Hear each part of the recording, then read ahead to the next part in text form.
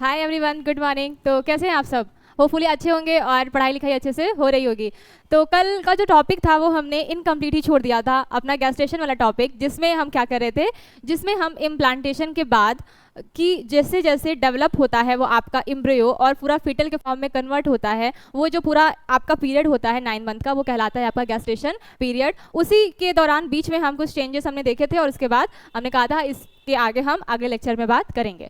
तो आज हम पहले थोड़ा सा पहले का रिवाइज कर लेते हैं कि इम्प्लांटेशन में हमने क्या पढ़ा था, उसके बाद जो हमारा गैस्ट्रेशन वाला टॉपिक था वो हम पढ़ेंगे और होपफुली कि आज हम ये चैप्टर जो है वो आज एंड कर देंगे, क्योंकि 3 ही टॉपिक रह गए हमारे, गैस्ट्रेशन, लैक्टेशन और पार्चुरेशन। बस आज वो कंप्लीट करेंगे और आपका जो सेकंड चैप्टर है वो आपका कंप्लीट हो जाएगा। ठीक है, चलो आओ देखते हैं। फिर एक बार प्रीवियस क्लास का फटाफट से रिकैप करते हैं कि हमने क्या पढ़ा था प्रीवियस क्लास में। उसके पहले जब हमने फर्टिलाइजेशन पढ़ा था तो फर्टिलाइजेशन में क्या बन गया था, आपका जाइगोट का फॉर्मेशन हो चुका था। फर्टिलाइजेशन होगा जब मेल और फीमेल गैमेट का फ्यूजन होगा तो क्या बनेगा, आपका जाइगोट का फॉर्मेशन हो जाएगा। अब ये जो हमारा जाइगोट था, ठीक है, ये जो जाइगोट था ये एक सिंगल सेल का था और ये सेल की प्लॉइडी लेवल कैसी होती है, 2n होती है। n आपका मेल गैमेट और n आपका फीमेल गैमेट, और दोनों जब फ्यूज कर जाते हैं तो यहाँ पर आपका 2n वाला जाइगोट यहाँ पर फॉर्म हो जाता है। ठीक है, अब इसके बाद क्या होता है, ये जो आपका जाइगोट बना है वो कहाँ पर बना है, जाइगोट आपका जो फीमेल रिप्रोडक्टिव सिस्टम था उसमें आपकी फैलोपियन ट्यूब या फिर ओविडक्ट बोलते हैं, ठीक है, 2 नाम होता है उसका। तो फैलोपियन ट्यूब में ही आपका एक जो होता है वहाँ पर वेट करता है मेल गैमीट का, और उसी जगह पर ये आपका जाइगोट का फॉर्मेशन होता है, कहाँ पर, आपके एम्पुलरी रीजन में। ठीक है, एम्पुला क्या है ये आपको पता होना चाहिए, अब तक बहुत बार पढ़ चुके हैं। एम्पुलरी रीजन में आपका ये जो जाइगोट है वो फॉर्म होता है। उसके बाद क्या है, अब इसके बाद जैसा कि हम जानते हैं कि हमारी जो बॉडी होती है उसका स्ट्रक्चर और फंक्शन यूनिट क्या होती है, सेल होती है। तो अब यही सेल क्या करती है, डिवाइड करके आपके बॉडी स्ट्रक्चर का फॉर्म करती है, टिश्यू बनाएगी, फिर ऑर्गन और ऑर्गन सिस्टम, इस तरीके से हमारा सीक्वेंस होता है। तो अब ये जो जाइगोट है वो करेगा डिवीजन, क्या करेगा, डिवीजन। बट आपको ये पता होना चाहिए कि जो हमारे बॉडी की जितनी भी सेल्स होती हैं वो कैसी होती हैं, डिप्लॉइड होती हैं, और गेमीट ओनली ऐसा होता है जो हैप्लॉइड स्ट्रक्चर होता है, बाकी सारी जो सेल्स होती हैं वो डिप्लॉइड होती हैं, मतलब कि हर सेल में आपके 46 क्रोमोसोम्स प्रेजेंट होते हैं। ओके चलो, तो ये जो आपकी जो सेल है वो 2n है। तो अब हमें कोई ऐसा डिवीजन करना है जिससे कि हमारा प्लॉइडी लेवल चेंज ना हो। तो ऐसे डिवीजन में कौन सा डिवीजन होता है, माइटोसिस। ठीक है, आपके सेल के डिवीजन के 2 पार्ट होते हैं, एक मियोसिस एंड माइटोसिस। तो यहाँ पर अब हमारा कौन सा डिवीजन होगा, माइटोसिस, जिससे कि एक सेल से 2 सेल बनेगी और जो उसका प्लॉइडी लेवल होगा वो चेंज नहीं होगा। तो आपके जाइगोट में हुआ माइटोसिस, और माइटोसिस होने के बाद ये स्ट्रक्चर फॉर्म हुई और एक सेल से बन गया 2 सेल। ओके, बट आप देख रहे होंगे कि आपका जो आउटर स्ट्रक्चर है सेल का, जो आउटर साइज है वो इंक्रीज नहीं हुआ है, बस अंदर से जो आपका एक सेल था वो डिवाइड होकर के 2 सेल बन गया है। तो इस टाइप के स्पेशल माइटोसिस को हमने क्या नाम दिया था, हमने नाम दिया था क्लीवेज। ठीक है, ये क्या है, हमारा क्लीवेज है, कल की क्लास में हमने इसके बारे में पढ़ा था। एक ऐसा माइटोसिस जिसमें आपके जो सेल का आउटर स्ट्रक्चर है उसका साइज ना चेंज हो, बस इनरली आपकी जो सेल है वो डिवाइड करती रहे, ऐसे माइटोसिस को क्या बोलते हैं, हम क्लीवेज बोलते हैं। आपकी एनसीईआरटी के फर्स्ट लाइन में ये मेंशन है इम्प्लांटेशन के। नेक्स्ट आपकी 2 सेल से कितनी बन जाएगी, 2 सेल से आपकी बन जाएगी 4 सेल। काम वही रहेगा, जो आउटर स्ट्रक्चर है वो चेंज नहीं होगा। अब बस एक सेल से कितनी बन जाएगी, आपकी 4 सेल बन जाएगी। अब ये क्या हो रहा है, अब ये जो स्ट्रक्चर है वो चेंज होते जा रहे हैं। तो अब ये जाइगोट तो कहलाएगा नहीं, अब ये कहलाने लगेगा एम्ब्रियो। ठीक है, अब ये क्या कहलाएगा, अब ये एम्ब्रियो कहलाएगा। और एम्ब्रियो की डेवलपमेंट अपना 2-3 महीने तक जितना भी फीटस की जो डेवलपमेंट का जो भी समय होता है तब तक वो एम्ब्रियो कहलाता है। उसके बाद जब 5-6 महीने के बाद जो डेवलपमेंट होती है तब इस एम्ब्रियो को हम फीटस बोलते हैं। ठीक है, क्या बोलते हैं, फीटस। जब आपका पूरा 9th मंथ तक बेबी जो पूरा डेवलप करता रहता है उसको हम फीटस बोलते हैं। उसके बाद जब उसका पार्चुरेशन हो जाता है, जब बेबी का डिलीवरी हो जाती है तब उसको हम बेबी बोलते हैं। जब तक अभी क्या है, जाइगोट डिवाइड कर रहा है, जाइगोट जैसे ही 2-4 सेल में बटा वैसे ही अब वो जाइगोट ना कहलाकर क्या कहलाएगा, एम्ब्रियो। अब एम्ब्रियो की स्टेज जो भी अभी हम पढ़ेंगे ना, मोरुला, उसके बाद ब्लास्टोसिस्ट, ये सब जो हमने कल पढ़ा था वो आपका एम्ब्रियो ही है, बट वो जो सेल की स्टेज है ना उसका नाम चेंज हो जाता है। ये अंदर जो आपके सेल थे इनको मैंने आपको क्या नाम बताया था, अंदर वाले सेल का, ये जो अंदर सेल है जो डिवाइड कर रहे हैं इनको हमने बोला था ब्लास्टोमेयर। ठीक है, ब्लास्टोमेयर बोला था। आपके ये जो ब्लास्टोमेयर्स हैं वैसे जैसे जैसे बढ़ते जाएंगे ना वैसे आपके एम्ब्रियो का नाम स्टेज के अकॉर्डिंग बताया जाता है, एक मोरुला और एक ब्लास्टोसिस्ट। ये 2 नाम आपको याद रखने होते हैं और इनके सेल के स्टेज को भी याद रखना होता है। पर ये क्या होता है, ये आपका डेवलपिंग एम्ब्रियो ही होता है।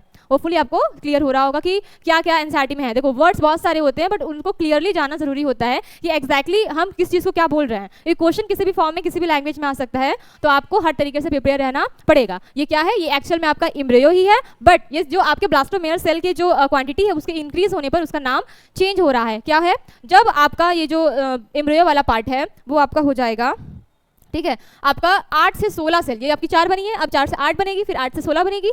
जो भी सेल का जो नंबर्स होता है वो डबल होता जाता है माइटोसिस में, ठीक है। तो जब ये आपकी सेल अब 8 बन गई, ठीक है, 1 3 4 5 6 7 और 8, ठीक है, 8 बनी। अब 8 से फिर आगे जाएगी, आगे जाकर के ये कितनी बनेगी, ये 16 सेल बनेगी।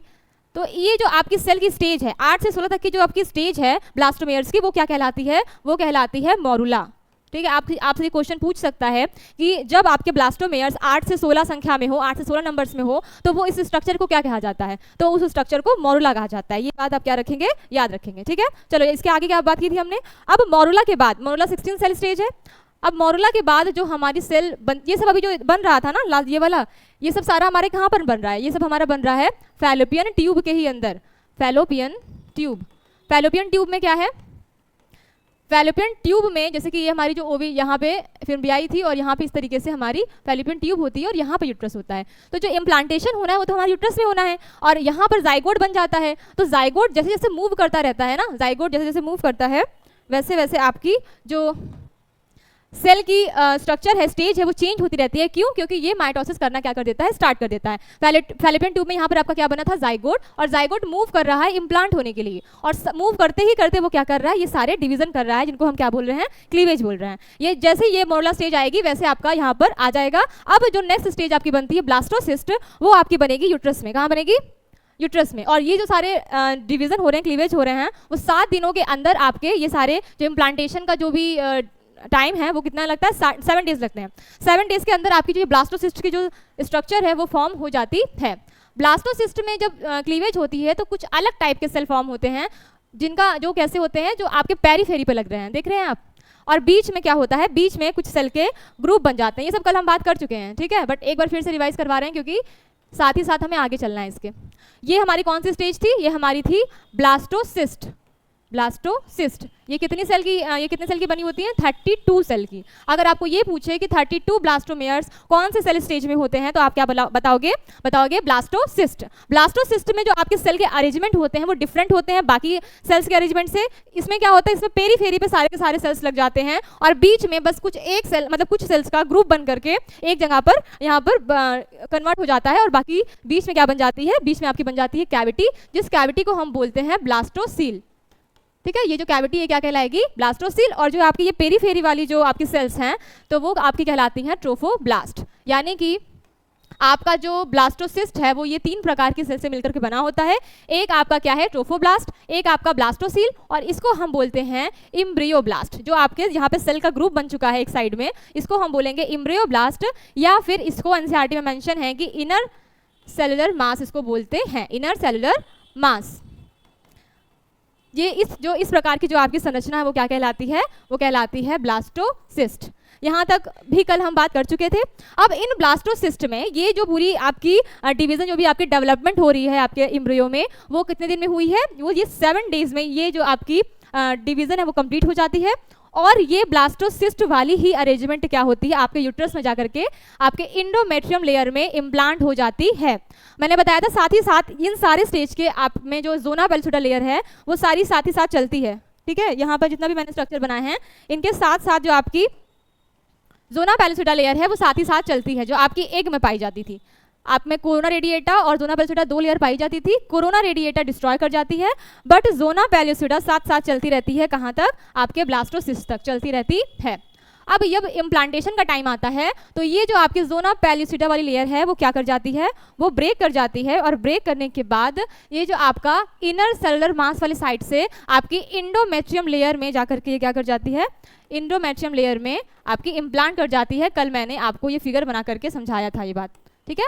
आपकी यूट्रस की 3 लेयर होती है, पेरीमेट्रियम, मायोमेट्रियम, इंडोमेट्रियम। आपकी इंडोमेट्रियम वाली लेयर कैसी होती है, ग्लैंडुलर होती है, और इसी जगह पर क्या होता है, आपका जो इम्प्लांटेशन की प्रोसेस है वो कंप्लीट हो जाती है। और इस प्रोसेस को कंप्लीट होने में कितने दिन लगते हैं, 7 डेज लगते हैं। यहाँ तक कल बात हो चुकी थी। अब आज की बात कर लेते हैं, ठीक है। आज की बात कर लेते हैं कि अब क्या होगा। चलो देख लेते हैं आज की क्लास में। अब क्या होगा, जो आपका वो जो बना था ब्लास्टोसिस्ट में अब क्या होगा, उसमें भी अब होगा डिवीजन। जाहिर सी बात है भाई, अब हमको डिवीजन कर करके ही पूरी बॉडी बनानी है। ठीक है, ये आपकी जो ट्रोफोब्लास्ट वाली सेल थी अब वो 2 भाग में बट जाएगी। ठीक है, ट्रोफोब्लास्ट आपके 2 भाग में बट जाएगा। एक आपका हो जाएगा साइटोट्रोफोब्लास्ट, ठीक है, जो प्रॉपर सेल में होगा डिवीजन, और एक आपका बनेगा, ठीक है, और एक आपका जो बनेगा वो बनेगा आपका सिंचियोट्रोफोब्लास्ट। ये भी शायद कल मैंने बता दी थी ये वाली स्ट्रक्चर भी।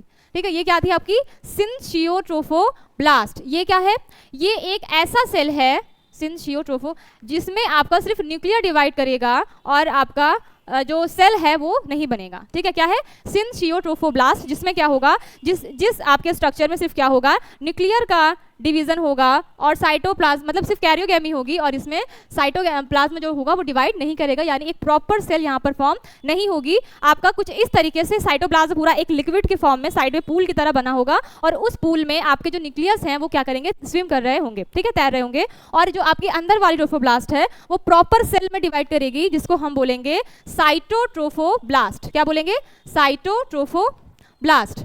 ये क्या, साइटो मतलब समझ लेंगे आप सेल। ठीक है, साइटोट्रोफोब्लास्ट, साइटो से सेल करके आप इसको लर्न कर सकते हैं कि साइटो मतलब सेल, और जिसमें पूरा का पूरा सेल बन चुका है ट्रोफोब्लास्ट में वो क्या कहलाएगा, साइटोट्रोफोब्लास्ट कहलाएगा। और जो साइड में एक पूल में आपके न्यूक्लियस तैर रहे हैं उसमें अभी प्लाज्मा मेम्ब्रेन नहीं बनी है, प्रॉपर सेल डिवाइड नहीं हुए हैं, वो आपका क्या कहलाएगा, वो आपका कहलाएगा सिंचियोट्रोफोब्लास्ट। ये किसमें चेंज हुआ है, ये डिवीजन हुआ है आपके ट्रोफोब्लास्ट वाले लेयर में, जो ब्लास्टोसिस्ट की आउटर कवरिंग थी। ओके, अब जो अंदर सेल प्रेजेंट थी जिसको हम इनर सेलुलर मास बोल रहे थे, और जो आपका इम्प्लांट कर रहा था एंडोमेट्रियम में, वो भी चेंज हो जाएगा, और वो चेंज होगा 2 सेल में, एक आपकी इपीब्लास्ट और एक आपका चेंज होगा हाइपोब्लास्ट। ठीक है, ये आगे वाली स्ट्रक्चर कहलाएगी इपीब्लास्ट, और जो आपकी पीछे वाली स्ट्रक्चर है वो कहलाएगी हाइपोब्लास्ट। हाइपोब्लास्ट देखो, ये सारी चीजें जो हैं आपके एनसीईआरटी में ये सब चीजें नहीं दी हैं, आपके एनसीईआरटी में बस डायरेक्ट क्या बना दिया है, कोरोनरी विलाई बना दिया है, जो कि क्या बनाता है, प्लेसेंटा का फॉर्मेशन करता है, और फिर प्लेसेंटा से मतलब अभी हम पढ़ेंगे प्लेसेंटा के बारे में, वो सारी चीजें बनाता है। आपकी एनसीईआरटी बिल्कुल डायरेक्ट लिख दी है, बट जब तक आप ये चीजें नहीं पढ़ोगे तब तक आपको समझ में नहीं आएगा कि बॉडी का जो ऑर्गन है वो फॉर्म कैसे हुआ, वो किस चीज से पूरा आपका, जैसे आपका पूरा फीटल का स्ट्रक्चर बन जाता है, आपको वो चीजें समझ में नहीं आ पाएगी। इसलिए ये कुछ बस ज्यादा नहीं, कुछ एक्स्ट्रा वर्ड आपको समझने पड़ेंगे, जिससे आपको कंप्लीटली समझ में आ जाएगा कि एक फुली डेवलप फीटस कैसे बनता है। ठीक है, तो ये कुछ इस तरीके से था आपका इपीब्लास्ट और हाइपोब्लास्ट, इसमें आपकी ये स्ट्रक्चर है। अब इसके आगे क्या स्ट्रक्चर बनेगा, यहाँ पे देखते हैं। देखो इसके आगे क्या होगा, ये जस्ट लाइक बाकी सारे स्ट्रक्चर जो है वो हमारे सेम रहेंगे, बस ये जो आपके अंदर वाले इपीब्लास्ट और हाइपोब्लास्ट है ना वो चेंज हो जाएंगे। ये आपका जो सिंचियोट्रोफोब्लास्ट है वो सेम रहेगा। ठीक है, आपकी ये जो पेरीफेरी वाली साइटोट्रोफोब्लास्ट है वो भी सेम रहेगी। ठीक है, अब इसके बाद जो आपका इपीब्लास्ट और हाइपोब्लास्ट है वो चेंज हो जाएगा, और वो चेंज कैसे होगा वो हम देखते हैं। ये चेंज होगा कि आपका जो ये देख रहे हो, जैसे कि मान लो कोई एक डिस्क होती है, तो डिस्क कैसी होती है, एक बिल्कुल प्लेन होती है। अब समझ लो कि वो उस डिस्क में अगर हवा भर दी जाए या एक बलून में हवा भर दी जाए तो वो ऐसे फूल जाता है ना, और फूलने के बाद बीच में क्या बना लेती है, कैविटी, बट वो नीचे वाले प्लेन पे वो चीज़ रहती है ना। जब हवा भरेंगे तो ऊपर वाली चीज़ जैसे रोटी फूलती है तो जो उसका बेस होता है वो तो वैसे ही रहता है, बट उसका जो आउटर स्ट्रक्चर हो जाता है उसमें गैस भरने की वजह से वो फूल जाता है। जस्ट लाइक आपके इस डिस्क में भी क्या होगी, मान लो एक ऐसे फूल जाएगा, फूलने के बाद बन जाएगी कैविटी। जैसे कि ये आपकी क्या थी, इपीब्लास्ट थी, है ना। अब इपीब्लास्ट क्या कर जाएगी, यहाँ पर इस तरीके से कुछ फूल जाएगी और बीच में क्या फॉर्म कर लेगी, बीच में एक कैविटी फॉर्म कर लेगी। ठीक है, अब ये हमारा किसमें हम देख रहे हैं, हम अपने इपीब्लास्ट में चेंज देख रहे हैं कि इपीब्लास्ट में क्या होगा, इपीब्लास्ट फूल करके एक कैविटी का फॉर्मेशन कर लेगी और इस तरीके से एक स्ट्रक्चर फॉर्म कर लेगी, जिसको हम बोलेंगे, ये नीचे वाला क्या है, नीचे वाला सेम हमारा इपीब्लास्ट ही है, और जो हमारा ऊपर वाला है उसका नाम चेंज हो जाएगा, उसका नाम हो जाएगा एमनियॉन। ठीक है, क्या हो जाएगा, एमनियॉन। और एमनियॉन के अंदर जो हमारा फ्लूइड है, ठीक है, ये यहाँ पर हो नहीं रहा है, यहाँ पर इसके नीचे लिख देंगे, ये क्या हो जाएगा, ये हो जाएगा हमारा एमनियॉन। और इसके अंदर जो हमारा फ्लूइड भरेगा ना, ठीक है, इसके अंदर जो हमारा फ्लूइड भरेगा, ठीक है, फ्लूइड भर जाएगा, इसको हम बोलेंगे एमनियोटिक फ्लूइड। ठीक है, एमनियोटिक फ्लूइड, इस तरीके से इसमें एक फ्लूइड भर जाएगा, कैविटी बनेगी और कैविटी के अंदर एक फ्लूइड होगा जिसको हम बोलेंगे एमनियोटिक फ्लूइड। ओके, एमनियॉन बन गया, ये सब चीज़ें बन गई है। अब क्या हुआ, ये चेंज हमारे किसके साथ हो गया, ये चेंज हमारा हो गया हमारे इपीब्लास्ट के साथ। अब हम चेंज करेंगे अपने हाइपोब्लास्ट के साथ, ठीक है। हाइपोब्लास्ट भी जस्ट लाइक यहाँ पर उसका जो बेस है वो रह जाएगा और जो इसका आउटर स्ट्रक्चर है वो एक कैविटी बना लेगा। जो आपकी ये जो ब्लास्टोसील था, जो ये आपकी क्या थी, ये आपकी ब्लास्टोसील थी ना, ये अंदर वाली कैविटी ब्लास्टोसिस्ट वाली, जो ब्लास्टोसील आपकी जो कैविटी थी उसको क्या कर लेगा, उसको इस तरीके से कुछ कवर कर लेगा, ठीक है। ये कैविटी को इस तरीके से कवर कर लेगा और इसके अंदर भर जाएगा आपका येलो फ्लूइड या फिर किसी भी कलर का ये हो सकता है। ये कहलाएगा आपका योक सैक, ठीक है। ये आपका क्या कहलाएगा, ये कहलाएगा आपका योक सैक, ठीक है। ये जो फ्लूइड आपका है ये कहलाएगा योक सैक।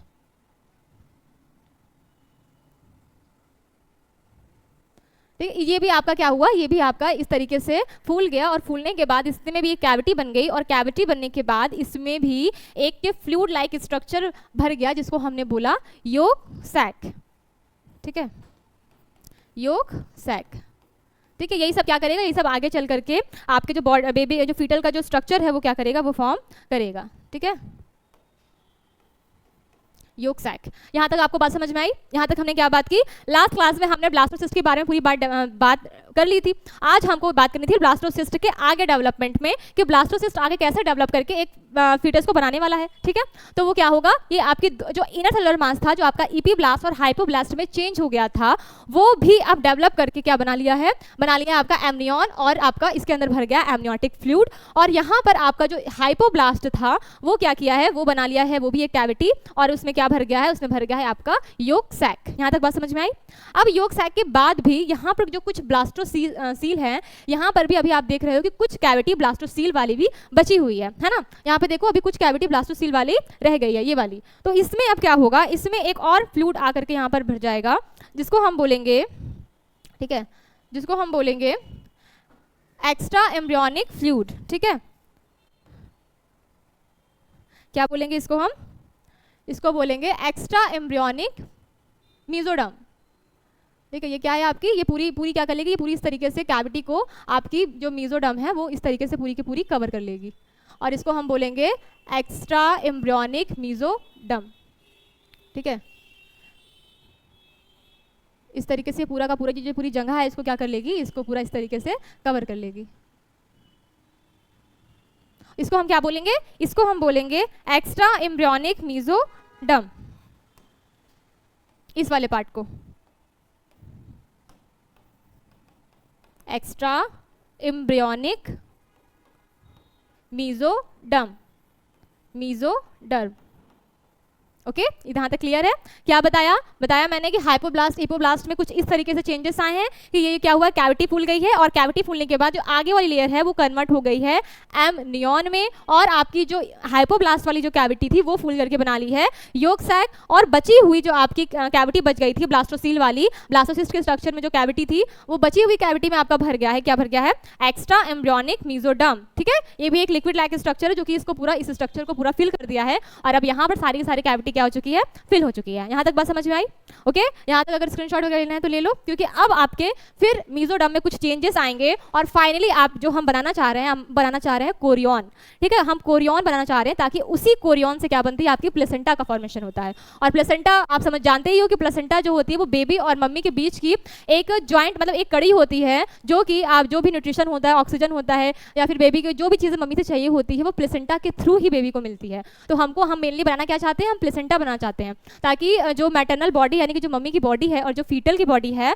उनके बीच में एक कनेक्शन बन सके जिससे कि वो सारी चीज़ें जो हो सके वो बेबी को मिल सके। मेनली हमें पहले वो फॉर्म करना है और जब वो चीज़ें मिलेगी तब धीरे धीरे आपका बेबी जो फीटस जो है वो ग्रो करेगा, ओके। तो वो चीज़ कैसे बनती है उस चीज़ के बारे में हम यहाँ पर डिस्कस कर रहे हैं कि कैसे कैसे क्या होता है, ठीक है। जैसे कि हमने अभी तक यहाँ पर बात की है। अब ये जो आपका एक्स्ट्रा एम्ब्रियोनिक मीजोडर्म है, अब ये क्या होगा, अब ये धीरे धीरे क्या होने लगेगा, अब धीरे धीरे इसमें भी कुछ ऐसे कैविटी आ जाएगी, ठीक है। बीच में कुछ खाली स्पेस आ जाएंगे और इसमें भी कुछ कैविटी आ जाएगी और यहाँ पर ये कुछ, यहाँ पर भी इस साइड में भी कुछ ऐसे यहाँ पर क्या हो जाएगी, कैविटी आ जाएगी, ठीक है। और यहाँ पर आपका ये चीज़ ऐसे हो जाएगी और बीच में क्या हो जाएगी, बीच में आ जाएगी आपकी कैविटी,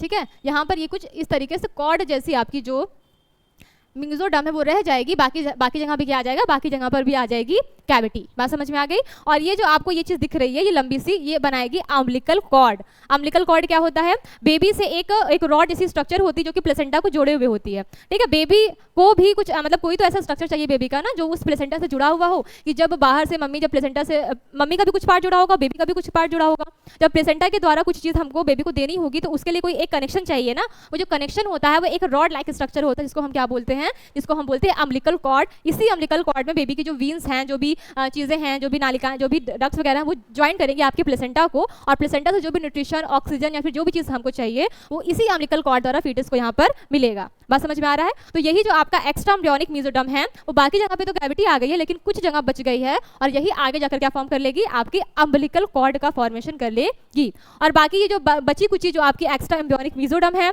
आपकी जो ये आपकी साइटोट्रोफोब्लास्ट है, आपका सिंसियोट्रोफोब्लास्ट है, ये तीनों चीज मिला करके क्या क्या आपका सिंसियोट्रोफोब्लास्ट, साइटोट्रोफोब्लास्ट और एक्स्ट्रा एम्ब्रियोनिक मेसोडर्म 1, 2 और 3, ये तीनों मिल करके बाद में आपका फॉर्मेशन कर लेते हैं कोरियन का। किसका फॉर्मेशन कर लेते हैं, कोरियन का। जो हमको अभी तक हम बनाना था, हमें यही फाइनली हमको चाहिए था, कोरियन।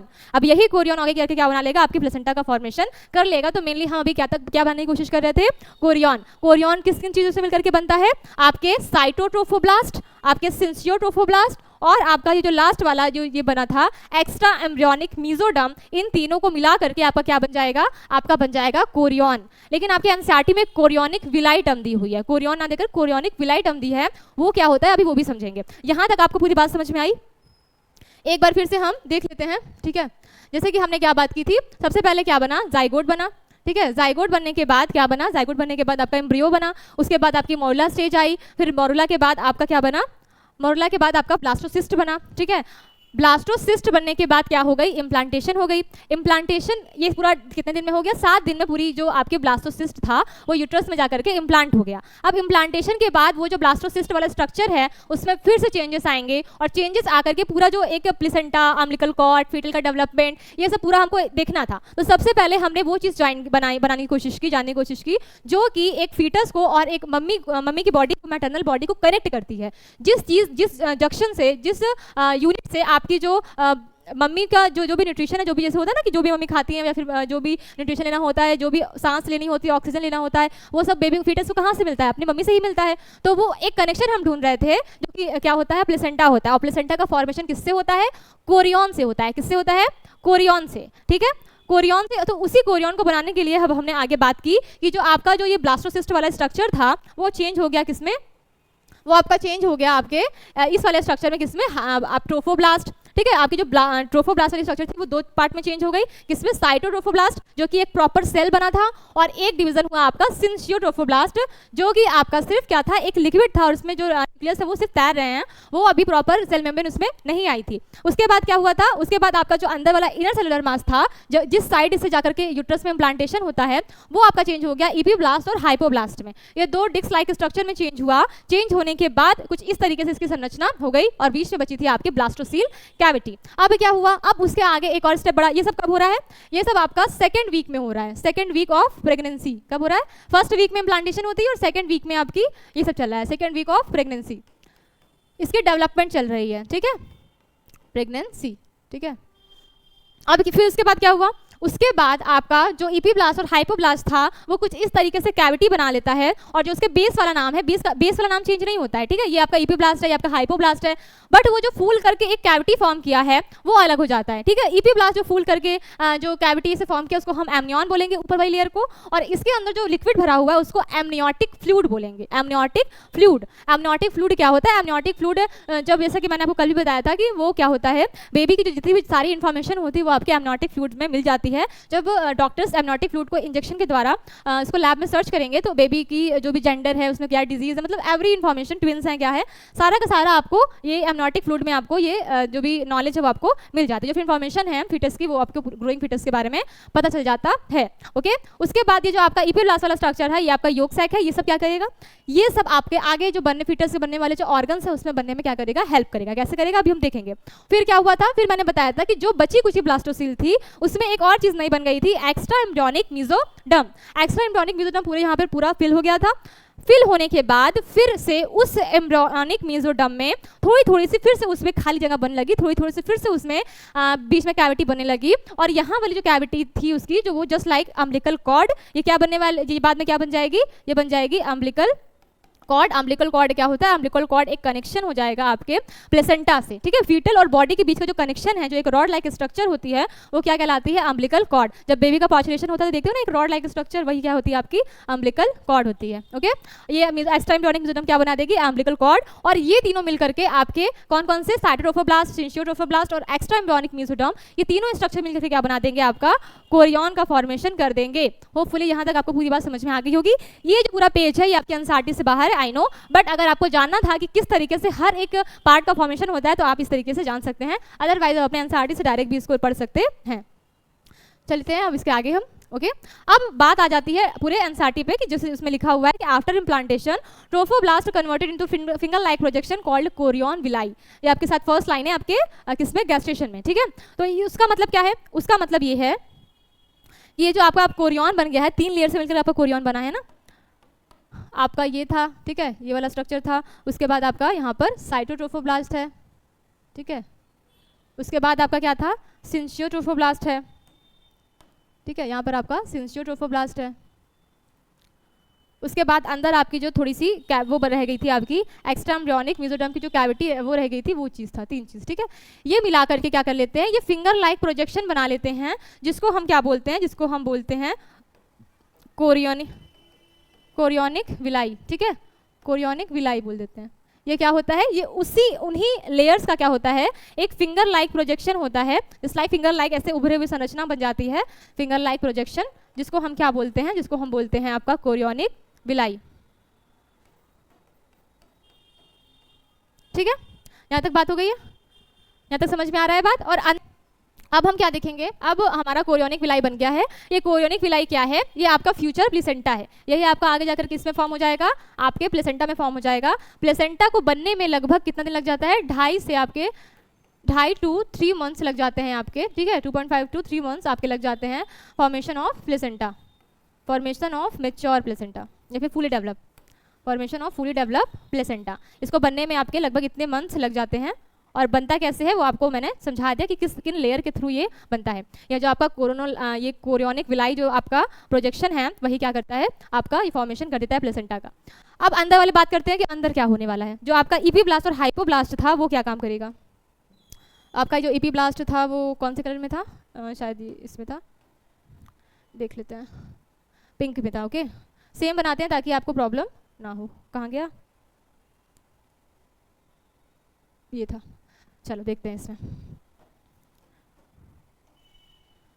ये क्या था आपका इपीब्लास्ट था, यहाँ पे नीचे लेयर थी और यहाँ पर आपकी एक कैविटी है जिसको हमने क्या बोला था, एम्ब्रियन। और नीचे आपका क्या था, नीचे था आपका हाइपोब्लास्ट की यहाँ पर ऐसे डिस्क थी और यहाँ पर आपकी जो कैविटी थी उसको हमने क्या बोला था, योग सैक, इसके अंदर भरा हुआ था। कुछ इस तरीके से स्ट्रक्चर थी आपकी, ठीक है। ये जो मैंने लेयर अभी यहीं तक बनाई है, पीछे फुल बना रही हूँ ना, वही चीज़ है, बस यहाँ पर आपका फिंगर लाइक प्रोजेक्शन बन गया, तो जस्ट लाइक मैंने यहाँ बना दिया है। बाकी सब में कैसा होगा, ये स्ट्रेट ही होगा। यहाँ तक हमको काम बस इतना सा था इन लेयर्स का कि हमको कोरियोनिक विलाई आपको बताना था, जो हमने यहाँ पर दिखा दिया है। अब हम अंदर वाले फीटल की बात कर रहे हैं, फीटस की, कि अब ये कैसे पूरा ग्रोइंग अपना पार्ट बनेगा, ठीक है। आपको पता होगा कि आपने क्लास 11th में पढ़ा होगा एनिमल किंगडम वाले पार्ट में कि जो एनिमल्स होते हैं वो डिप्लोब्लास्टिक होते हैं, उनमें एपीब्लास्ट, याद कुछ है आपको, इपीडर्म, मेसोडर्म, इंडोडर्म, ये 3 लेयर जर्म लेयर आपकी होती है ना। कुछ जो स्टार्टिंग के एनिमल्स होते हैं उसमें सिर्फ 2 लेयर पाई जाती है जिन्हें हम डिप्लोब्लास्टिक एनिमल बोलते थे, जिसमें सिर्फ इपीडर्म और इंडोडर्म पाई जाती थी। मेसोडर्म आगे जब एनिमल्स इवॉल्व होते हैं, जैसे कि आपके प्लेनेरिया, जब एनलिडा ये सब आए, तब जाकर के आपकी जो ट्रू मेसोडर्म थी वो आपकी बनी थी। और मेसोडर्म में क्या होता है, मेसोडर्म से फिर आपके जो इंटरनल ऑर्गन्स है वो फॉर्म करते हैं, वो फॉर्म होते हैं, जो आपकी पूरी इंटरनल बॉडी होती है। जो पहले के एनिमल्स थे उसमें तो इंटरनल बॉडी फॉर्म ही नहीं होती, सिर्फ आउटर स्ट्रक्चर होता है। आपने क्लास 11th में ये चीज़ें पढ़ी हैं। मेरे बताने का सिर्फ इतना सा मतलब था कि आपने जर्म लेयर का नाम सुना होगा। जर्म लेयर जो होती है वो 3 प्रकार की होती है, इपीडर्म, मेसोडर्म और इंडोडर्म। और यही 3 जो आपकी जर्म लेयर होती हैं आपके कंप्लीट बॉडी का फॉर्मेशन करती हैं, और हर एक ऑर्गन को भी इसी लेयर के थ्रू बनते हैं। अलग अलग लेयर अलग अलग ऑर्गन का फॉर्मेशन करती हैं, ठीक है। तो अब वही हम पढ़ने जा रहे हैं, गैस्ट्रुलेशन, ठीक है। अब हम क्या पढ़ने जा रहे हैं, गैस्ट्रुलेशन, जिसमें हम क्या करेंगे, जिसमें हम ये पता करेंगे कि आपकी जो जर्म लेयर है वो कैसे बनेगी। इसमें हम क्या पढ़ेंगे, इसमें हम पढ़ेंगे formation of germ layer, formation of germ layer. ठीक है, अभी तक क्या पढ़ रहे थे, अभी तक हम मैटरनल बॉडी यानी कि मम्मी की बॉडी और फीटल के बीच में एक कनेक्शन फाइंड आउट कर रहे थे कि हमको स्ट्रक्चरल एंड फंक्शनल हमको यूनिट मिल जाए, हमको एक कनेक्शन जिससे कि आपके मैटरनल बॉडी और आपका जो ग्रोइंग एम्ब्रियो है उसके बीच में एक कनेक्शन मिल जाए, जिससे कि आपकी जो भी न्यूट्रिशन है बेबी को, जो भी ऑक्सीजन है, जो भी चीज़ें उसको मम्मी से लेनी है, या भी जो वेस्ट मटेरियल है जो उसको एक्सक्रीट करना है अपने से, यानी कि जब वो ऑक्सीजन लेगा तो कार्बन डाइऑक्साइड एक्सक्रीट करेगा, और कुछ एक्सक्रीटिव प्रोडक्ट्स भी आपके होते हैं जो भी मतलब वो भी क्या करता है, वो भी मम्मी की बॉडी में ही वो रिलीज करता है वो फीटस। तो वो सारी चीजें के लिए जो एक कनेक्शन चाहिए था वो प्लेसेंटा था, और फीटल को प्लेसेंटा से कनेक्ट करने के लिए क्या बनानी थी, हमको अम्बिलिकल कॉर्ड बनानी थी, जो अभी हम पीछे बात कर चुके हैं। एक बात हम यहाँ पर गैस्ट्रुलेशन से पहले एक और बात कर लेते हैं, प्लेसेंटा के बारे में इन्फॉर्मेशन दी है आपके एनसीईआरटी में, वो हम डिस्कस कर लेते हैं कि प्लेसेंटा क्या है। ठीक है, ये प्लेसेंटा भी बहुत क्वेश्चन पूछता है, अलग से भी पूछ लेता है कि प्लेसेंटा के बारे में बताइए कि प्लेसेंटा है क्या। तो प्लेसेंटा सबसे पहले क्या है, प्लेसेंटा आपका स्ट्रक्चरल एंड फंक्शनल यूनिट है या फिर कनेक्शन है। ठीक है, structural and functional connection between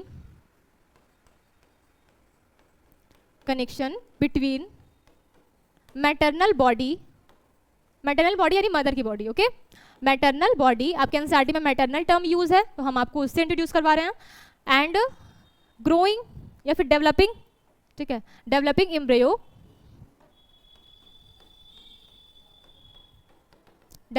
embryo, और फीटस। ओके, क्या है प्लेसेंटा, प्लेसेंटा एक कनेक्शन है किसके थ्रू, आपके मैटरनल बॉडी और आपके डेवलपिंग एम्ब्रियो के बीच का कनेक्शन है, जिससे क्या होगा, जिससे कि वो क्या कर सकता है, वो ऑक्सीजन लेगा, ठीक है, ऑक्सीजन लेगा, न्यूट्रिशन लेगा, ये सब लेगा, ठीक है, और क्या करेगा, और एक्सक्रीट करेगा waste material, excrete waste material. ठीक है, just like oxygen, sorry carbon dioxide and आपका जो एक्सक्रीटरी प्रोडक्ट होता है वो सारी चीज़ वो क्या करेगा, मम्मी की बॉडी में एक्सक्रीट कर देगा, और जो भी अच्छी अच्छी चीज़ें हैं वो ले लेगा, और जो भी बेकार चीज़ें हैं वो आपकी मम्मी की बॉडी में ट्रांसफर कर देगा। ठीक है, तो इस तरीके से प्लेसेंटा आपका काम करता है। प्लेसेंटा और फीटस को जोड़ने वाली जो एक रॉड होती है उसको हम क्या बोलते हैं, अम्बिलिकल कॉर्ड बोलते हैं, और वो कैसे फॉर्मेशन होती है उसकी बात भी हम कर चुके हैं। और जो आपका प्लेसेंटा है उसको हम बोलते हैं टेम्परेरी इंडोक्राइन ग्लैंड, ठीक है, टेम्परेरी इंडोक्राइन ग्लैंड।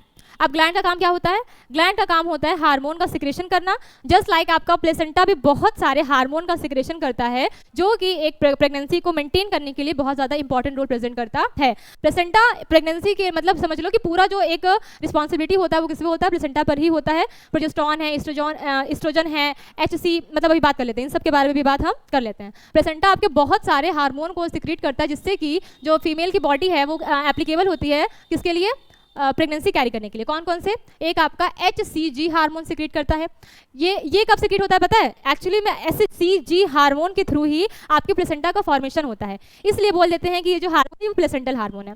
मैंने आपको बात बताई थी मेंस्ट्रुअल साइकिल में कि जब आपका ओव्यूलेशन हो जाता है और कॉर्पस लूटियम बच जाता है, तो कॉर्पस लूटियम ढेर सारे प्रोजेस्टेरॉन को सिक्रेट करता है, जिससे कि आपकी जो एंडोमेट्रियम लेयर थी वो इंक्रीज कर रही है। आपको याद है वो वाला जो चार्ट मैंने बना के बताया था आपको, वो वाला अगर नोट्स है तो आप ओपन करके वो चार्ट देखिए, जब मैंने आपको बताया था कि ओव्यूलेशन होने के बाद आपका कॉर्पस लूटियम आपके प्रोजेस्टेरॉन के लेवल को इंक्रीज करता है, जिससे कि आपकी जो एंडोमेट्रियम है वो क्या करती है, इंक्रीज करती है और सिक्रेशन करती है ग्लाइकोजन का। ओके, तो वहां पर आपका जो कॉर्पस लूटियम वो 7 दिन बाद मैंने बताया था डीजनरेट कर जाता है। तो उस कॉर्पस लूटियम को मेंटेन कौन करता था, LH, और LH का लेवल क्या होता था प्रेगनेंसी के बाद, वो धीरे धीरे LH बिल्कुल कम हो गया था। देखिए आप लेवल को, एनसीईआरटी में भी वो मेंशन है वो फिगर, वो LH लेवल बिल्कुल डाउन हो चुका है, इस वजह से आपकी जो कॉर्पस लूटियम है वो खत्म हो जाएगी। बट अगर हमको प्रेगनेंसी को मेंटेन रखना है तो उसके लिए बहुत ज़रूरी है कि प्रोजेस्टेरॉन का लेवल जिस तरीके से बॉडी में डेवलप हो रहा है वो कंटिन्यू बॉडी में डेवलप होता रहे।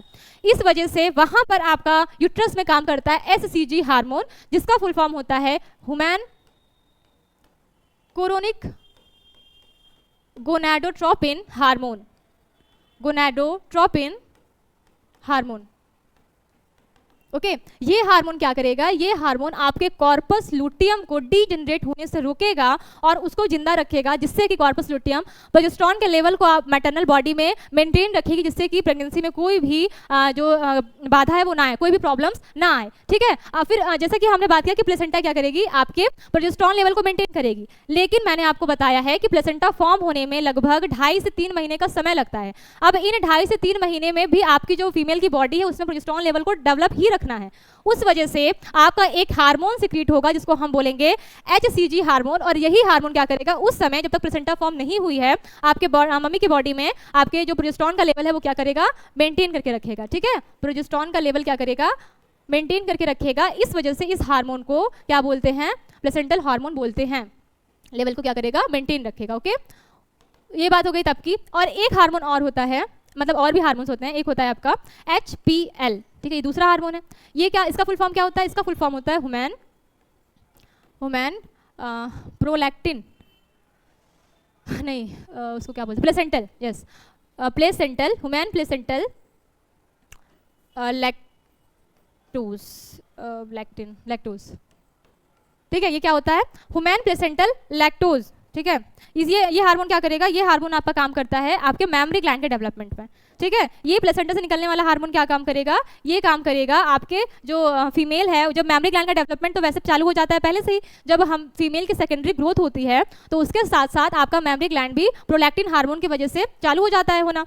बट यहाँ पर क्या है, यहाँ पर जब फीटल का डेवलप होता रहता है मम्मी की बॉडी में, फिर तब भी क्या होता है आपके लैक्टोजन। ठीक है, लैक्टोजन होता है, यहाँ पे लैक्टोज नहीं है, क्या है, लैक्टोजन है।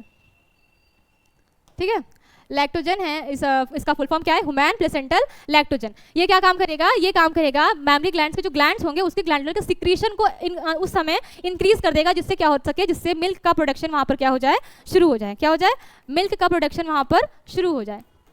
और मिल्क का प्रोडक्शन शुरू हो जाएगा तब जब बेबी क्या करेगी, जब उसकी पाचुरेशन हो जाएगी, डिलीवरी हो जाएगी, तो मिल्क सकिंग करने के लिए वो मिल्क का बनना भी तो चाहिए ना।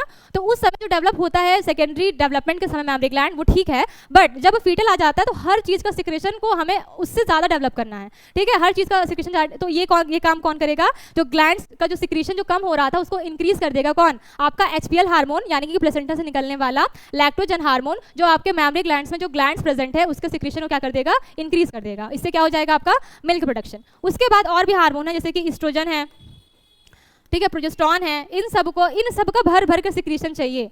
नॉर्मली हमारी बॉडी में तो सारे हार्मोन्स होते हैं, ठीक है, सारे हार्मोन का थोड़ा सिक्रीशन नॉर्मल तो होता ही रहता है, बट जब हम प्रेगनेंसी की बात कर रहे हैं तब हमें ये सब हार्मोन एकदम हाई लेवल पे चाहिए। इस वजह से ये सारा काम कौन मेंटेन करता है, पूरी की पूरी प्रेगनेंसी मेंटेन करने वाली होती है आपकी ये प्लेसेंटा मेम्ब्रेन, जो कि इतने सारे हार्मोन को सिक्रेशन करके एक पूरी सक्सेसफुल प्रेगनेंसी को एक फीमेल को एप्लीकेबल बनाती है ताकि वो प्रेगनेंसी को कैरी कर सके। ठीक है, तो ये सारे हार्मोन्स आप कौन से होते हैं, प्लेसेंटल हार्मोन होते हैं। एक बार फिर से HCG, जो कि क्या करता है, जब आपका प्लेसेंटा फॉर्म नहीं हुआ है उस समय प्रोजेस्टेरोन को लेवल को मेंटेन करेगा और प्लेसेंटा के फॉर्मेशन में भी हेल्प करेगा। उसके बाद आपका HPL यानी कि लैक्टोजन दूध में मिलता है ना, वो आपका जो होता है मिल्क में, तो इससे क्या होता है, वो आपका प्लेसेंटल, इसे यहाँ पे प्लेसेंटल नाम दे दिया है। लैक्टोजन यानी कि आपके ग्लैंडुलर सिक्रेशन में लैक्टोजन के सिक्रेशन को वो बढ़ा देगा, जिससे मिल्क प्रोडक्शन जो है वो बढ़ सके। उसके बाद है आपका एस्ट्रोजन और प्रोजेस्टेरोन, जो कि आपके प्रेगनेंसी हार्मोन होते हैं। प्रोजेस्टेरोन को तो आप पहले से समझ ही रहे हो। और इसके बाद क्या है, इसके बाद एक और हार्मोन सिक्रेट करवाता है ओवरी से, कब करवाता है, आपके डिलीवरी के समय, जिसको हम बोलते हैं रिलैक्सिन। ठीक है, रिलैक्सिन आप देख रहे हो, नॉर्मल जो हमारी फीमेल बॉडी होती है, एक्सटर्नल जेनेटिलिया में बहुत छोटी छोटी ओपनिंग होती है ना, सिर्फ इतनी ओपनिंग होती है। अब इतनी सी ओपनिंग से एक पूरी बेबी को हमको बाहर निकालना है, समझ पा रहे हो, तो उसके लिए जो बॉडी का जो स्ट्रेचिंग है, वो स्ट्रेच होना पड़ेगा बॉडी को, वो होल को क्या करना पड़ेगा, इनलार्ज करना पड़ेगा, ताकि जो आपका फीटल है वो जो पार्चुरेशन के समय वो बाहर आ सके। उसके लिए आपकी मसल्स को रिलैक्स होना पड़ेगा। ओके, तो ये हार्मोन भी जब फीटल की पार्चुरेशन के समय ओवरी से सिक्रीट करवाता है, कौन सा, रिलैक्सिन। इसके साथ साथ और भी हार्मोन्स काम करते हैं, वो जब भी हम पार्चुरेशन पढ़ेंगे तो हम उसके बारे में देखेंगे। अभी हम प्लेसेंटल हार्मोन के बारे में पढ़ रहे हैं। ओके, तो ये रिलैक्सिन हार्मोन भी आपका प्लेसेंटा से मतलब सिक्रीट करवाता है। तो ये आपके सारे के सारे क्या हैं, प्लेसेंटल हार्मोन्स है। रिलैक्सिन क्या काम करेगा, आपकी मसल को स्ट्रेच करने में क्या करेगा, काम करेगा। ठीक है, मसल को स्ट्रेच करेगा ताकि आपकी मसल इतना गैप बना सकें, जिससे कि आपका जो फीटस है वो बॉडी से बाहर निकल सके। ठीक है, अब आगे चलें, जो हम पढ़ रहे थे, अब हम पढ़ रहे थे अपना गैस्ट्रुलेशन बस क्या करना है, हमको अपने जर्म लेयर का फॉर्मेशन करना है, जो इससे हो जाएगा। उसके बाद लास्ट टॉपिक आपका पार्चुरेशन और चैप्टर खत्म हो जाएगा। थोड़ी देर का और है, इसको चैप्टर को देखते हैं। अब क्या होगा, अब जो ये आपका इपीब्लास्ट है, ठीक है, ये जो आपका इपीब्लास्ट है यही फॉर्म करेगा आपकी जर्म लेयर को। जो आपका हाइपोब्लास्ट है वो क्या हो जाएगा, वो हो जाएगा आपका डीजेनरेट कर जाएगा। अब कैसे होगा वो भी देखते हैं। हाइपोब्लास्ट ये बाद में डीजेनरेट कर जाएगा और यही इसी से आपकी सारी की सारी लेयर क्या होगी, फॉर्म होगी। कैसे होगी वो देखते हैं। अब जो ये आपका इपीब्लास्ट है ना, अब इस ईपी मान लो ये आपका इपीब्लास्ट वाली जो ये डिस्क है, इसमें चालू ऐसे ऐसे ऐसे एक आपकी लाइनिंग का फॉर्मेशन होने लगता है और बीच में यहाँ पर एक गड्ढे जैसी आपकी स्ट्रक्चर फॉर्म हो जाती है, ठीक है। इसको हम बोलते हैं प्राइमरी नोड, ठीक है, प्राइमरी नोड। और जो नीचे वाली स्टिक है इसको हम बोलते हैं प्राइमरी स्टिक, ठीक है, ठीक है। ये आपकी क्या है, प्राइमरी स्टिक है और ऊपर वाली आपकी क्या है, प्राइमरी नोड है। ये जैसे ही इपीडर्म में ये लाइनिंग का फॉर्मेशन होता है वैसे ही हमें ये पता चल जाता है कि जो बेबी का सर होने वाला है वो किस साइड होने वाला है और जो बेबी का जो नीचे वाला पोर्शन है वो किस डायरेक्शन में होने वाला है। तो ये जो आपकी जो गड्ढे वाला नोड वाला स्ट्रक्चर दिख रहा है ये आपका क्या बना देगा, ये आपका बना देगा हेड वाला पोर्शन। और जो ये आपकी जो नीचे वाली लाइनिंग वाली आपको दिख रहा है स्ट्रक्चर वो क्या बना देगा, आपका जो बाकी के बॉडी के नीचे का पार्ट है वो फॉर्म कर देता है। और जैसे ही ये आपकी प्राइमरी नोड और स्टिक का फॉर्मेशन होता है वैसे ही अब क्या करने लगती है, आपकी जो सेल होती है वो ऊपर से नीचे तक जंप मार मार के क्या डिवाइड होने लगती है, ठीक है। ऊपर से नीचे जाएगी, नीचे से ऊपर जाएगी, इस तरीके से सेल ना जंप मार मार करके क्या होने लगती है, डिवाइड करने लगती है और मतलब डेवलप होने लगती है। तो ये जो जंप मार रही है इसकी वजह से जो आपके ये हाइपोब्लास्ट वाली स्ट्रक्चर है ना वो डीजनरेट कर जाएगी, वो इतना डैमेज उसको कर देगा, ठीक है। इतना जंप मारेगा कूद कूद करके कि जो आपकी हाइपोब्लास्ट है वो डैमेज हो जाएगी और बाद में ये क्या हो जाएगी, डीजनरेट हो जाएगी, डीजनरेट हो जाएगी। और अब आपकी सिर्फ क्या बच जाएगी, हाइपोब्लास्ट। इसके आगे का जो स्ट्रक्चर है वो हम नेक्स्ट स्लाइड में देखेंगे। उसमें क्या है, अब हम जो कोरोनिक विलाई है वो स्ट्रक्चर नहीं बना रहे हैं, ठीक है। डायरेक्ट हम आपको जर्म लेयर बनाना सिखा रहे हैं कि जर्म लेयर का फॉर्मेशन कैसे यहाँ पर होगा। ये आपकी इपीब्लास्ट थी, ठीक है, यहाँ पर आपकी ये कैविटी आ गई थी और ये मैंने क्या बताया आपको कि ऐसे जंप मार मार के यहाँ पर लेयर आएगी और जिसकी वजह से यहाँ पर जो आपकी हाइपोब्लास्ट थी वो क्या कर जाएगी, यहाँ पर आपकी हाइपोब्लास्ट डीजनरेट कर जाएगी। ओके, यहाँ पर ये क्या हो गई है, डीजनरेट हो गई। अब यहाँ पर हाइपोब्लास्ट नहीं बची है। अब ये जो सेल का फॉर्मेशन हुआ है यहाँ पर ऊपर की तरफ कुछ सेल आ गई है, ठीक है, और कुछ सेल यहाँ पर नीचे की साइड आ गई हैं। जो नीचे की साइड आ गई हैं इन सेल का नाम हो जाएगा, अब इसको हम बोलेंगे इंडोडर्म, ठीक है। ये क्या बन चुकी है, इंडोडर्म। और जो ऊपर वाली सेल है वो है ईपी। ऊपर वाला जब भी आपको पार्ट आएगा हमेशा ईपी वर्ड आएगा। ईपी डर्म, डर्म मतलब होता है लेयर, ईपी मतलब होता है ऊपर, यहाँ पे भी डर्म मतलब लेयर, इंडो मतलब होता है अंदर। तो इस तरीके से आपकी ईपी ब्लास्ट के थ्रू, किसके थ्रू, ईपी ब्लास्ट के थ्रू आपकी जो जर्म लेयर है वो क्या कर जाती है, वो फॉर्म हो जाती है। क्या हुआ था, ईपी ब्लास्ट में जैसे ही ये स्टिक लाइक स्ट्रक्चर बना, जैसे ही ये फॉर्म होने लगा कि अब हेड और नीचे का पोर्शन बनेगा, तो उस तरीके से क्या हुआ, आपका यहाँ पर नोड बना और नीचे स्टिक बना और वैसे ही अब आपकी जो सेल्स वहाँ पे डेवलप करने लगी तो वो जंप मारे करने लगी, नीचे से ऊपर ऐसे ऐसे करके वो जंप मार के सेल यहाँ पर डेवलप कर रही थी, जिसने हाइपोब्लास्ट को डैमेज कर दिया और डैमेज करने के बाद इस जर्म लेयर का फॉर्मेशन कर दिया, ईपीडर्म और इंडोडर्म। अब बच गया है आपका मीजोडर्म। ये बीच में जो आपको खाली स्पेस नजर आ रहा है यही आपकी क्या है, यही आपकी मीजोडर्म। ये क्या है, आपकी मीजोडर्म। और यही जो प्रोसेस है वो क्या कहलाता है, गैस्ट्रुलेशन। और ये आपकी फॉर्म हो गई है 3 जर्म लेयर। और इन्हीं जर्म लेयर से आपके बॉडी में जो 4 टाइप्स के जो आपके टिश्यू पाए जाते हैं वो इन्हीं जर्म लेयर के थ्रू बनते हैं। कौन कौन से टिश्यू, पहला है आपका नर्वस टिश्यू, ठीक है, इससे जो आपके नर्वस सिस्टम है वो बनेंगे, ठीक है। टिश्यू से ही क्या बनता है, ऑर्गन बनता है, तो जितने भी आपके नर्वस सिस्टम के ऑर्गन है वो किससे बनेंगे, इसी नर्वस टिश्यू से। सेकंड है आपका कनेक्टिव टिश्यू, जैसे कि आपकी बोन्स है, ब्लड है, टेंडन, लिगामेंट्स, ये सब आपके क्या है, कनेक्टिव टिश्यू है। ये सब हम क्लास 11th में पढ़ते हैं, ठीक है, टिश्यू के बारे में। तीसरे है आपका मस्कुलर टिश्यू, इससे सारे जितने भी आपके मस्कुलर ऑर्गन हैं, जितने भी ऐसा आपके हार्ट हैं, लंग्स हैं, इंटेस्टाइन हैं, स्टमक हैं, एब्डोमेन है, लीवर है, ये सब किससे बनेगा, मसल टिश्यू से, जो भी आपके इंटरनल ऑर्गन्स होते हैं। उसके बाद चौथा है आपका इपिथेलियल टिश्यू। इपिथेलियल टिश्यू क्या काम करता है, इपिथेलियल टिश्यू काम करता है आपके बॉडी के आउटर कवरिंग को बनाने में, ठीक है। जो भी ऑर्गन बना है उस ऑर्गन की आउटर कवरिंग होती है, आउटर स्किन, जैसे हमारी ये स्किन है, अब हार्ट के ऊपर भी एक स्किन होगी, हर ऑर्गन के ऊपर एक कवरिंग के लिए स्किन पाई जाती है, जो कि कौन बनाएगी, इपिथेलियल टिश्यू बनाएगी। अब इन टिश्यू में भी बहुत टाइप्स आते हैं, बट मेनली हमारे बॉडी में यही 4 टिश्यू होते हैं जो पूरी बॉडी ऑर्गन का फॉर्मेशन करते हैं, फिर ऑर्गन मिलकर ऑर्गन सिस्टम बनाते हैं, पूरी बॉडी आपकी रेडी हो जाती है। तो ये जो आपकी 3 लेयर है ये लेयर फॉर्म हो चुकी है। अब जानना है कि इनमें से कौन क्या बनाएगा। ये इपिडर्म वाला सिस्टम आपका बनाएगा नर्वस सिस्टम, ठीक है, ये क्या बनाएगा आपका नर्वस सिस्टम। मीजोडर्म आपकी बहुत इंपॉर्टेंट होती है। ये सारे जो आपके इंटरनल ऑर्गन है, जो आपके मेन ऑर्गन है वो कौन बनाती है, आपकी मीजोडर्म ही बनाती है।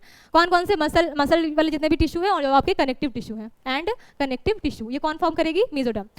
इंडोडर्म बस एक काम करती है, वो इपिथेलियल टिश्यू बनाएगी, जो कि प्रोटेक्शन और कवरिंग का काम करती है। वो सारी लेयर्स वो कौन बनाएगी, आपकी इपिडर्म बनाएगी। कौन सी, इपिथेलियल टिश्यू। तो इस तरीके से आपकी जो जर्म लेयर है वो आपकी पूरी बॉडी का आप धीरे धीरे इस फीटल से क्या करेंगे, फॉर्मेशन करेंगी। ठीक है, यहाँ तक बात समझ में आ गई। इस प्रोसेस को क्या बोलते हैं, इस प्रोसेस को हम बोलते हैं गैस्ट्रुलेशन। गैस्ट्रुलेशन अब इस तरीके से डेवलप होगा। अब डेवलप होते होते आपकी पूरी बॉडी बन जाएगी। अब कैसे बनेगी देखते हैं यहाँ पर। ये सब जो काम हो रहा है वो सेकंड थर्ड वीक में हो रहा है। ठीक है, ये जो पीछे हमने बात की है वो कब का काम है, ये आपका है third week of pregnancy. Third week of pregnancy, second week की हमने बात की, हमने थर्ड वीक की बात कर ली। अब बात करते हैं मंथ की। अब मंथ में क्या होगा, ठीक है, चलो देखते हैं आगे। आपके फर्स्ट मंथ में क्या होता है, आपके फर्स्ट मंथ में फॉर्म हो जाता है आपका हर्ट। सबसे पहले फीटल में क्या बनता है, सबसे पहले फीटल में हर्ट बनता है।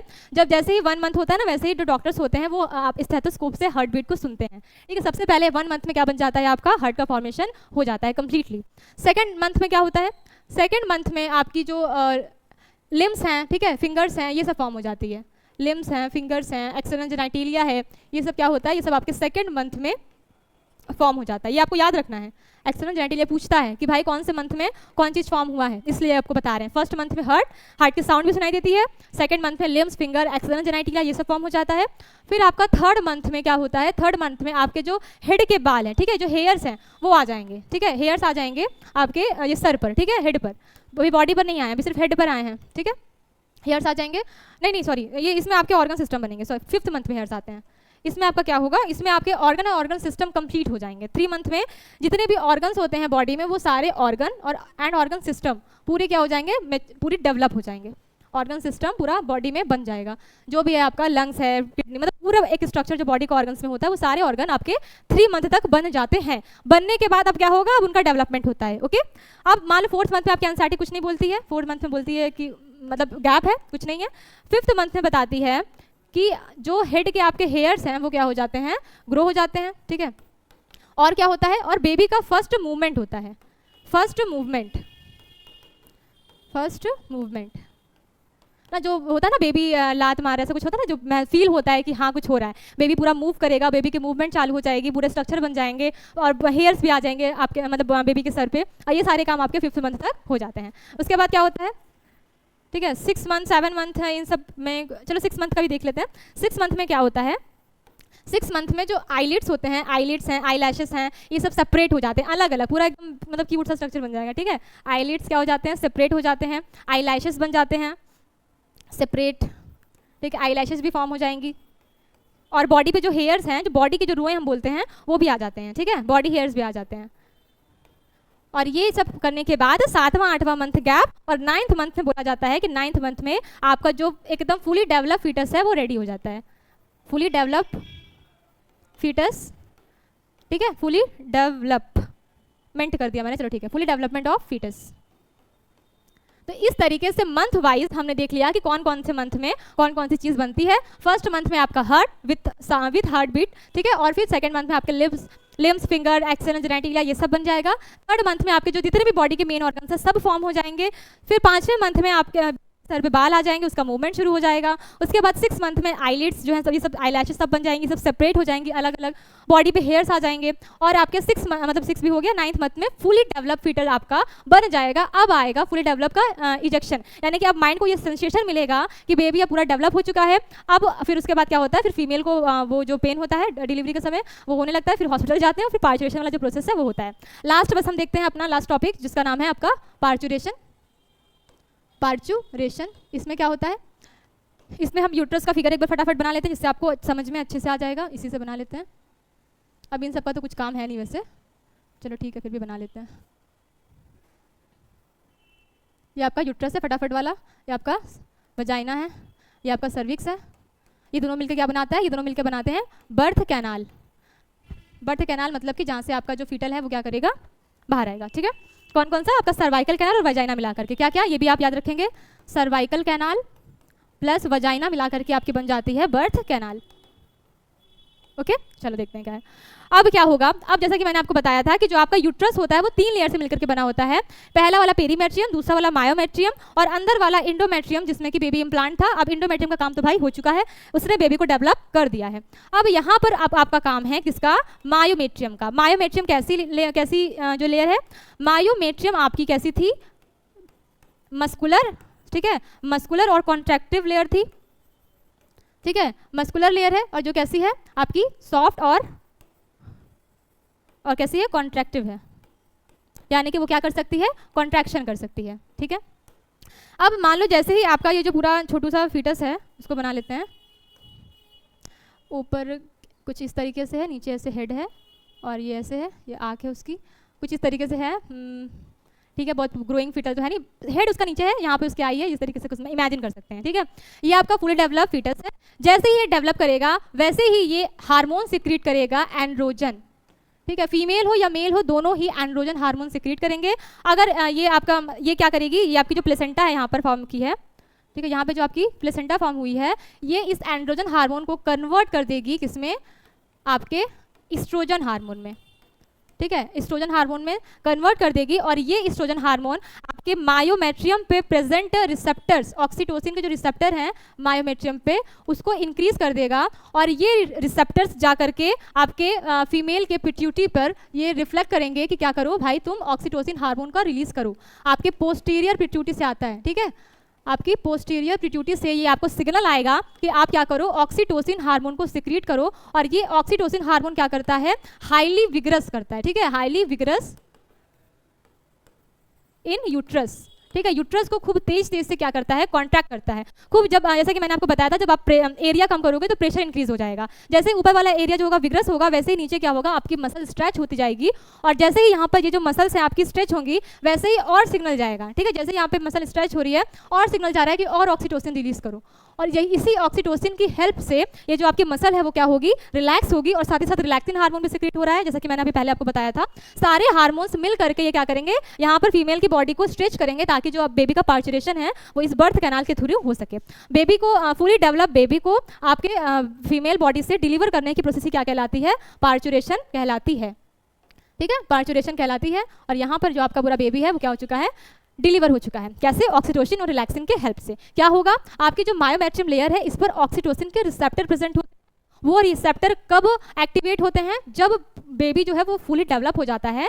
फुली डेवलप फीटस इजेक्शन भेजता है, आप में लाइन एक लिखा हुआ है foetal ejection, fully develop foetus ejection. वो क्या करेगा वो यहाँ पर आपका एंड्रोजन हार्मोन सिक्रीट करेगा जो कि कन्वर्ट कर देगी प्लेसेंटा आपकी किसमें चेंज कर देगी एस्ट्रोजन हार्मोन में और एस्ट्रोजन हार्मोन क्या करता है रिसेप्टर को इंक्रीज कर देगा और जैसे ही रिसेप्टर इंक्रीज होंगे वैसे आपकी पोस्टीरियर पिट्यूटरी से ढेर सारे ऑक्सीटोसिन हार्मोन रिलीज होंगे और वो क्या करेंगे विग्रस कॉन्ट्रैक्शन करेंगे यूट्रस में जिसकी वजह से क्या होगा ये सर्विक्स का एरिया बढ़ेगा और बेबी का पार्चुरेशन हो जाएगा।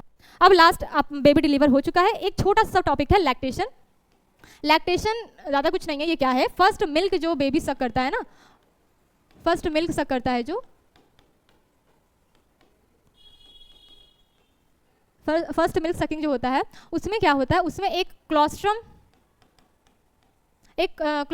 इस जो फर्स्ट मिल्क होता है इसको हम क्लोस्ट्रम बोलते हैं जो कि येलो इन कलर में होता है और इसमें पाई जाती है आपकी IgA इम्यून एंटीबॉडी। ठीक है, ये क्या पाई जाती है एंटीबॉडी पाई जाती है जो कि आपकी इम्यून सिस्टम के लिए बहुत ज़्यादा नेसेसरी है जिससे कि आपका जो बेबी होगा वो कैसा होगा हेल्दी होगा फुली डेवलप करेगा। इसलिए डॉक्टर सजेस्ट करते हैं कि पार्चुरेशन के बाद जो मम्मी का फर्स्ट मिल्क है वो बेबी को मिलना बहुत नेसेसरी होता है। क्यों? क्योंकि उसमें उस मिल्क को क्या बोलते हैं क्लोस्ट्रम बोलते हैं और उसमें IgA एंटीबॉडी पाई जाती है जो कि इम्यून सिस्टम की एक इंपॉर्टेंट एंटीबॉडी है। 5 होती हैं आपकी इम्यूनिटी में, वो उसमें से एक आपकी IgA है जो कब मिलती है फर्स्ट मिल्क के दौरान मिलती है। इसलिए बेबी को बोला जाता है कि जब बेबी का पार्चुरेशन हो डिलीवरी हो तो फर्स्ट मंथ में बेबी को मम्मी का ही मैटरनल ब्लड ही क्या करें प्रोवाइड करें।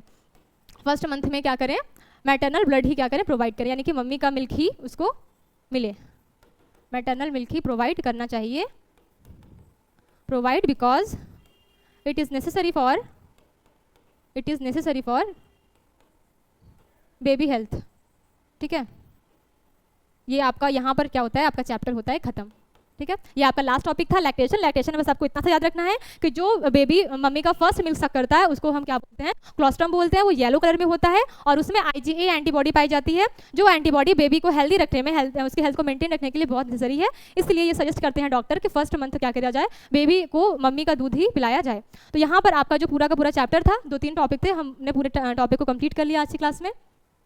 ठीक है, कि कैसे पूरा आपका प्लेसेंटा फॉर्म हुई, कैसे आपकी जर्म लेयर फॉर्म हुई, पूरा आपके कौन से मंथ में कौन सा ऑर्गन बना, किस तरीके से पार्चुरेशन होता है, सारी चीज़ें हमने यहाँ पर आज कवर कर ली। और आपका सेकंड चैप्टर ह्यूमन रिप्रोडक्शन यहाँ पर क्या होता है, कंप्लीट होता है। अगर इस चैप्टर में आपको कोई भी चीज़ समझ में नहीं आई हो, कोई भी क्वेश्चन रह गया हो, तो आप कमेंट बॉक्स में पूछ सकते हैं। किसी पिछले हमने लगभग इसको 10-11 लेक्चर में कंप्लीट किया है, और आप उन सारे लेक्चर्स को पढ़िए। कोई भी प्रॉब्लम है तो आप कमेंट में क्वेश्चन पूछ सकते हैं। और तब तक के लिए नेक्स्ट सेशन में हम वेट करिए, नेक्स्ट सेशन में हम अपना अगला चैप्टर स्टार्ट करेंगे, और पढ़ते रहिए। Thank you so much.